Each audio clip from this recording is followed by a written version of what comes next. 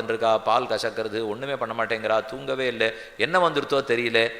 எடுத்து அவருடைய மோவாகட்டை எடுத்து இப்படி மோந்து பார்த்துட்டு, ஓ இந்த பெண் காதலுக்கு வயப்பட்டு இருக்கிறாள், யார் அந்த மாப்பிள்ளைன்னு கேட்டா, சொல்கிறேன் கேள், யார் அலைகடல் கடைந்தவரோ, யார் சேதுவை கட்டினவரோ, யார் சூரிய சந்திரகளை விட உயர்ந்தவரோ, யார் சக்கரத்தை பற்றினவரோ, ஆறானுமல்ல அறிந்தேன் அவன நான் உமக்கரிய கூறுகேனோ, ஆறால் இலங்கை பொடிபொடியா விழுந்தது, மற்றாராலே கண்மாறி காத்தது நான், ஆரி நீர் ஆறால் கடைந்திடப்பட்டது, யார் ஆழி நீர் கடைந்தாரோ, யார் கடலில் அணை கட்டினானோ, யார் கோவர்தனத்தை தூக்கினானோன்னா இன்னும் சுவாமி பேரே சொல்ல மாட்டேங்கிறார். கடைசியில் சொன்ன அவர் தான் அந்த ஸ்ரீனிவாசன். கவலைப்படாதே, உன் பெண்ணுக்கு சீக்கிரம் கல்யாணம் ஆகும் என்று சொல்லிட்டு அவள் போனா. அப்போ போகிறச்சே ஒரு வார்த்தை சொல்லிட்டு போனான், ஆரோர்த்தி வந்து உன் பொண்ணுக்கு பிள்ளை கேட்டுன்னு வருவா, மாட்டேன்னு சொல்லாதே ஒத்துணுடு அப்படின்னு குரத்தி சொல்லிட்டு போயிட்டா. குரத்தி தான் ஸ்ரீனிவாச பெருமாள்.